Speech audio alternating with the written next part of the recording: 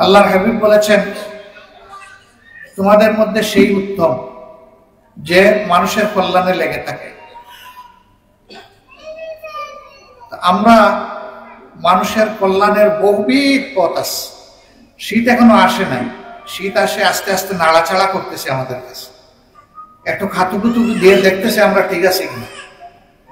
শীত কিছুটা এসেছে উত্তরবঙ্গে, দিনাজপুরের পঞ্চগড়ে, কুড়িগ্রামে, এই সমস্ত জায়গায় একটু শীত পড়েছে, সেখানে 10 ডিগ্রি সেলসিয়াস এখন। আমাদের এখানে এখন 28-29 ডিগ্রি সেলসিয়াস।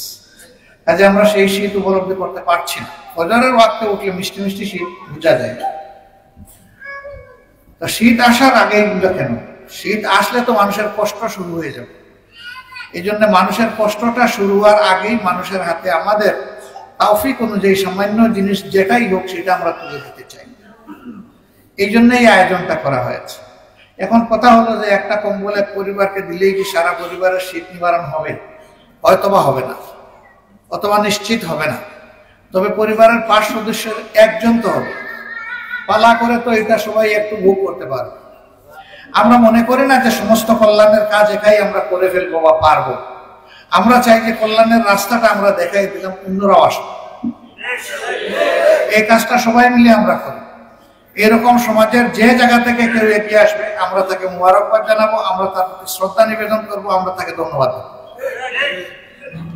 আমরা সকল ভালো কাজ একা করার কৃতিত্ব নিতে চাই না, বরঞ্চ সমস্ত মানুষের মাইন্ডটাকে ভালো কাজমুখী করতে চাই আমরা।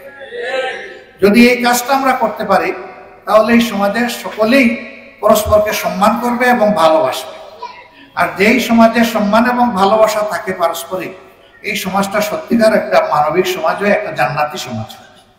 বাংলাদেশ জামাতে ইসলামী ওই রকমই একটা সমাজ গড়তে চায়। এমন একটা সমাজ গড়তে চায় যে কিছু ভাইদের হাত প্রতি বছর এইরকম শীতবস্ত্র গ্রহণ করবে, এটাও আমরা চাই না। আমরা চাই প্রত্যেকটা মানুষের হাত কর্মীর হাতে পরিণত হয়েছে এবং সেই মানুষটা কিছু করে সম্মানজনক ভাবে সে বেঁচে থাকে। উদাহরণস্বরূপ কেউ যদি একটা অটোরিকশা চালায়, তাহলে ওই অটোরিকশার মাধ্যমে তার যেন জীবনটা চলে। আমাদের কল্যাণমূলক কিছু কাজ আছে, আশা করি এগুলো আজকে কিছু বলা হয়েছে কিনা আমি জানি না, তা বললেও আপনারা জানেন। মেডিকেল সার্ভিস আছে, যারা সহজে চিকিৎসা সহায়তা পান না তাদের দুয়ারে চিকিৎসা সহায়তা পৌঁছায় দেওয়ার ব্যবস্থা আছে। কেউ মারা গেছেন, তার লাশটা একটু দূরে পৌঁছাতে হবে, সমাজে অ্যাম্বুলেন্স ভাড়া দেওয়ার তার সামর্থ্য নাই। আমরা এই ক্ষেত্রে কিছু উদ্যোগ নিয়েছি, তাদের সামর্থ্য অনুযায়ী তারা যাতে পারেন। একেবারে সামর্থ্য যার নাই তাদের জন্য আমরা আছি, তার লাশটাও যেন যায়। সামর্থ্য যার নাই, তার লাশ কি পড়ে থাকবে এখানে? তার আপনজনের কাছে যাবে।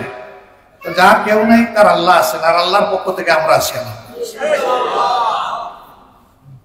এই ধরনের ছোট ছোট কাজ মানুষের হাতে তুলে দিয়ে জীবিকা নির্বাহের জন্য বাস্তবে কিছু ভোকেশনাল ট্রেনিং যুবকদেরকে দিয়ে তাদেরকে কাজের ময়দানে ছেড়ে দেওয়া, আলহামদুলিল্লাহ এরও বেনিফিট নগরবাসী পাচ্ছে। এটা যত গতিশীল হবে মানুষের তত সাশ্রয় হবে এবং নিরাপত্তা বহাল থাকবে। যেমন ধরুন, আপনার ওয়াশরুমের একটা টেপ নষ্ট হয়েছে, এটা সারার জন্য আপনি একজন টেকনিক্যাল লোক ডাকলেন। লোকটা যদি ভালো মানুষ হয়, তাহলে আপনার কাজটা সেরে দিয়ে তার পারিশ্রমিক নিয়ে সে চলে যাবে। কিন্তু দুষ্ট লোক হলে আপনার ঘরে সবকিছু তন্ন তন্ন করে সে দেখার চেষ্টা করে, তারপরে সেই করে সে চুর কিংবা ডাকাত হিসেবে হানা দিয়েছে। এইরকম বহু কেস ধরা পড়েছে আমাদের সমাজে। তা আমরা এই জায়গায় যদি বিশ্বস্ত, আমানতদার, সৎ, আল্লাহকে ডরায় এরকম মানুষের হাতে কাজ তুলে দিতে পারি, সে অন্তত আপনার এই ক্ষতিটা করবে। তা আমরা এইভাবে সমাজটাকে বাস্তবে বদলানোর কাজে আত্মনিয়োগ করেছি। আল্লাহ রাসূল সাল্লাল্লাহু আলাইহি সাল্লামের পথ ধরেই আমাদের এই কাজ। এই পথে চললেই শান্তি, এই পথে চললেই আমাদের জন্য স্বস্তি। দেখবেন কিছু লোক আছে, এরা বাহাদুর হইল আমার রিক্সা চালক ভাইয়ের জন্য। এক জায়গা থেকে আরেক জায়গায় গিয়েছে, লোকটা হয়তো তার কাছে 30 টাকার জায়গায় 40 টাকা চেয়ে বসেছে। কথা নাই বার্তা নাই, ঠাস করে একটা চড় বসাই দিল। কেন বসাই দিল? মানুষটা দুর্বল এই জন্য। তো এখন তো পারি না, আমি সিলেটে থাকা অবস্থায় মাঝে মাঝে এরকম দৃশ্য দেখলে আমি গাড়ির দরজা খুলে নেমে গিয়ে বলতাম যে আমার একটা চড় মারেন তো, দেখি সাহস করতে পারেন কিনা। তাহা করে তাকায়, বলে তোর গালে চড় মারছেন কেন? বলে যে ও তো 30 টাকার ভাড়া 40 টাকা চেয়েছে। আমি বলি ও কি ছুরি ধরছিল না আপনার কাছে বন্দুক ধরছিল যে দিতে হবে? না, তা অবশ্য চায় না। আমি বললাম বন্দুক ধরা লোকটা আসলে কি চড় মারার সাহস করতেন? যদি বলতো সব দে, তখন তো বাবা ডেকে তার হাতে তুলে দিতেন। সে তো চুরি করে নাই, ডাকাতি করে নাই। আপনি বসে আছেন আরামে সিটের মধ্যে, আর তার সমস্ত শক্তি উজাড় করে আপনাকে সে টানতেছে, এরপরে আপনি তার গালে চোর বসিয়ে দিলেন। আমাদের সমাজে দুর্বলকে শাসাইতে সবাই আরাম পায়। আমরা এই অপসংস্কৃতি পরিবর্তন করতে চাই।